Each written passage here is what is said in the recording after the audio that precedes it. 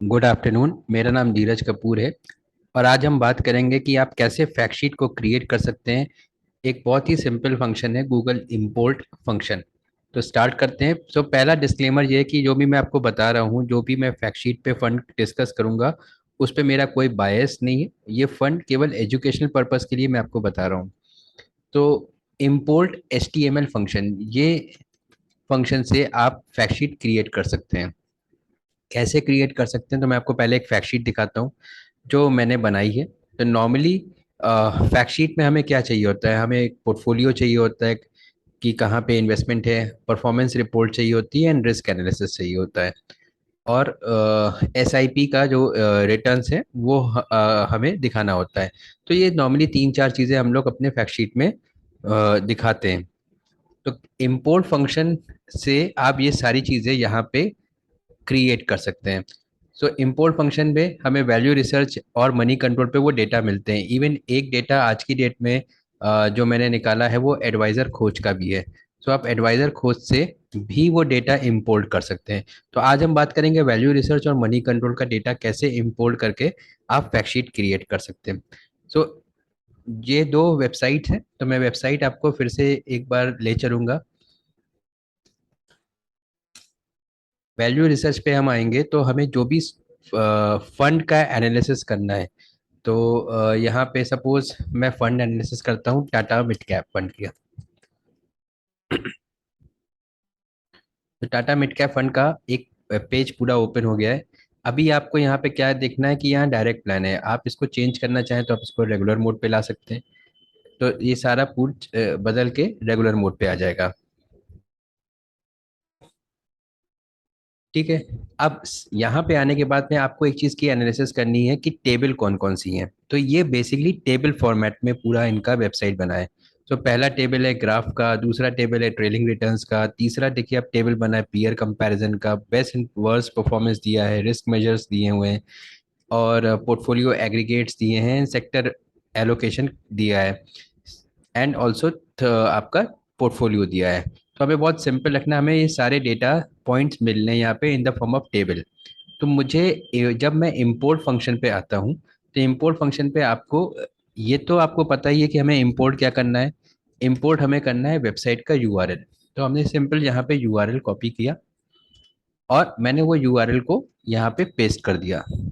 And जो मैंने tables की बात करी है, तो अब दूसरा क्वेरी आता है कि क्वेरी पे वो क्या चीज़ हमें इंपोर्ट करके लानी है। तो हमें लाना है टेबल्स। एंड अब ये टेबल के नंबर्स होते हैं, तो मैंने ऑलरेडी यहाँ पे वैल्यू रिसर्च के नंबर्स बना दिए हैं कि पोर्टफोलियो को अगर आपको मैप करना है तो 7 नंबर की टेबल है। तो आप यहाँ पे 7 डाल सकते हैं। या आपको सेगमेंट चाहिए large mid and giant sector जहाँ पे इन्वेस्टमेंट किया है, वो आपको 6 नंबर की टेबल मिलेगा। 5 पे आपको पोर्टफोलियो का price to earning ratio, price to book value मिलेगा। 4 पे आपको रिस्क एनालिसिस, 9 पे आपको लोड मिलेगा। सो जब मैं 7 पे यहाँ पे क्लिक करता हूँ, तो मुझे यहाँ पे पूरा टाटा मिड कैप का पोर्टफोलियो मिल जाएगा। सो वही पोर्टफोलियो मैंने एक नॉर्मली फैक्ट शीट में बनाया है यहाँ पे। सेकंड, आप देख सकते हैं कि मुझे सेगमेंट वाइज चाहिए कि कहाँ पे किन किन सेगमेंट पे पैसा इन्वेस्ट हुआ है। So again import H T M L table. So अभी टेबल कौन सी हम लोगों ने देखी थी, 7। अब टेबल है हमारी 6। तो आप 6 नंबर की टेबल को भी इंपोर्ट कर सकते हैं। सो आपने इंपोर्ट किया तो आपको यहाँ पे पोर्टफोलियो का प्राइस सेगमेंट वाइज मिल जाएगा, जाइंट में कितना, लार्ज में कितना, मिड में कितना, स्मॉल एंड टाइनी में कितना। तो ये सारी एनालिसिस हमने फैक्ट शीट में करके रखी है। अब यहाँ पे क्या करना होगा कि आपने, अब मान लीजिए आपका क्लाइंट है और आपको उसको परफॉर्मेंसेस दिखानी है किसी और फंड की।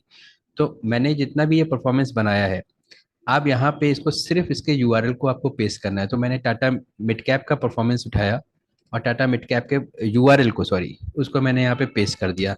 आप देखेंगे कि मैंने यहाँ पे जैसे ही चेंज किया, देखिए अब यहाँ टाटा मिड कैप फंड के का डिटेल्स पूरा आ गया। तो टाटा मिड कैप का पूरा डिटेल आया, सिर्फ एसआईपी नहीं आई है। तो एसआईपी के लिए हमें क्या करना होगा, एसआईपी पे हमें जाकर फिर से मनी कंट्रोल पे जाकर पेस्ट करना, इसको यूआरएल को सेलेक्ट करना है।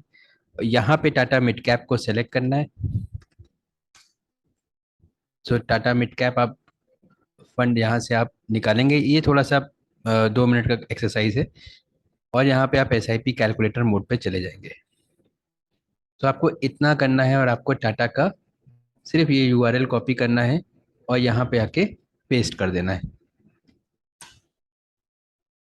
क्योंकि बाकी चीज़ मैंने फैक्ट शीट पे ऑलरेडी यहाँ से जैसे सेलेक्ट करा, working note A1, working note A2, तो वहाँ ऑटोमेटिक चेंज हो गई। अब देखिए ये आपको सारा चीज़ें टाटा मिड कैप फंड का मिल गया। क्यों? क्योंकि मैंने यहाँ से डेटा चेंज कर दिया। सो मैं आपको दिखाता हूँ जो मैंने वर्किंग नोट किया। अब यहाँ पे मैंने इंपोर्ट का फंक्शन लगाया। वर्किंग नोट कहाँ से लिया मैंने? इस जगह से इस वर्किंग नोट को कॉपी एंड पेस्ट किया है। तो बाकी आपको कोई भी चेंज नहीं करना है। आप टेबल 7 इस जगह पे लगाएंगे, फिर आपको टेबल 6 यहाँ पे लगानी है, टेबल 5 आपको इस जगह पे लगाना है। वो आप फॉर्मेटिंग अपने हिसाब से भी कर सकते हैं। टेबल 4 आपका यहाँ आ गया, टेबल 1 यहाँ पे है। एंड SIP के लिए मनी कंट्रोल का डेटा है वो आपका यहाँ पे आ गया। इवन लॉक इन के लिए आपको 9 नंबर की टेबल फैक्टशीट से, वैल्यू रिसर्च की साइड से मिलेगा। तो ये एक है आपका, यहाँ पे आप फैक्टशीट ने आपने क्रिएट कर दिया और आप इसको PDF फॉर्मेट पे सीधा क्लाइंट को भी भेज सकते हैं अपनी ब्रांडिंग पे, और अपने टाइम के हिसाब से आप क्लाइंट को पूरा बनाकर भेज सकते हैं। इवन लास्ट में मैं आपको एक एडवाइजर खोज का इंपोर्ट फंक्शन दिखाता हूँ। एडवाइजर खोज आज की डेट में ज़्यादातर हम लोग यूज़ करते हैं। तो एडवाइजर खोज में क्या होता है ना, आप SIP रिटर्न्स भी निकाल सकते हैं, आप लमसम रिटर्न्स निकाल सकते हैं, और सबसे बड़ी चीज़ आप रोलिंग रिटर्न्स भी निकाल सकते हैं। तो आपको रोलिंग रिटर्न वर्सेस कैटेगरी पे जाना होगा। आप यहाँ पे आप कोई भी फंड सेलेक्ट कर सकते हैं, या आप कंपैरिजन करना चाहें आप कंपैरिजन कर सकते हैं। तो अगर आप मान लीजिए अपने सपोज फ्लेक्सी कैप का ही कंपैरिजन करना है और लास्ट 3 इयर्स का करना है, तो टाटा, इनफैक्ट टाटा का नहीं, जो भी पुराना फंड है एनालिसिस उसी की हो सकती है। तो मैं मान लेते हैं मैं HDFC का फ्लेक्सी कैप ले लेता हूँ। मैं ICICI का तो इनफैक्ट अभी आया है, और फ्रैंकलिन का फ्लेक्सी कैप, और मुझे 3 इयर्स का रोलिंग करना है। तो सिंपल है, ये आपने 3 इयर्स का यहाँ पे क्लिक किया। अब यहाँ पे आपको देखना है टेबल कौन सी है। मे बी ये पॉसिबल 1 टेबल हो, और भी टेबल्स हो सकती हैं, तो मैं अभी टेबल 1 ही अज्यूम कर रहा हूँ ये टेबल है। तो टेबल का जो सिलेक्शन होगा वो आपको अपने से थोड़ा सा गेस भी करना पड़ेगा। सो मैंने रोलिंग रिटर्न्स का इंपोर्ट फंक्शन लगाया है, और इसको देखते हैं कितना आता है। तो ये 3 पे नहीं आ रहा है, बेसिकली ये फर्स्ट टेबल पे आएगा। तो फर्स्ट टेबल पे आपको ये सारा डिटेल्स आपको मिल जाएगा। तो आपने देखिए, आपने रोलिंग रिटर्न की भी डिटेल्स निकाल ली है। Scheme, launch date, average median returns, 0 to 8% पाने कितना लोगों का रिटर्न आया, 8 to 12% पे कितने लोगों को रिटर्न मिला, 12 to 15% पे कितने लोगों को कितने रिटर्न्स आए। सो ये सारी कैटेगरी आपको यहाँ पे मिल जाएगी। आप इसको भी अपनी फैक्ट शीट में इंक्लूड कर सकते हैं। तो ये था हमारा आज का video regarding import HTML। I hope आपको पसंद आया होगा। एंड अगर आपको पसंद आया है तो उसको ज़रूर लाइक करिए, सब्सक्राइब करिए और उसको शेयर करिए। तो थैंक यू।